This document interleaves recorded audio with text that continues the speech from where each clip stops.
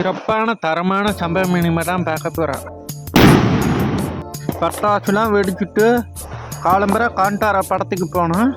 அங்கேருந்து சாயங்காலம் வரதராஜ பெருமாள் கோவில் கோபுரத்திலிருந்து வரிசையாக 1/2 கிலோமீட்டருக்கு எல்லாரும் வெடி வச்சாங்க. 3/4 மணி நேரத்துக்கு தரமான சம்பவம் பண்ணியிருக்காங்க. விடாமல் வெடிச்சுட்டே இருக்காங்க. இப்படி ஒரு சம்பவம் நான் பார்த்ததே கிடையாது. நீங்கள் அடுத்த தடவை ட்ரை பண்ணி பாருங்கள். சின்ன பசங்களை பெரியவரை வரைக்கும் எல்லாரும் வெடிக்கிறாங்க. ஊரில் தீபாவளி கொண்டாடி பார்த்துருக்கான். ஆனால் ஊரோ தீபாவளி கொண்டாடணும்னா அது இப்படி தான் இருக்கணும். பாருங்க, ரோடு வரைக்கும் எல்லாம் வெடிச்சுட்டே இருக்காங்க விடாமல்.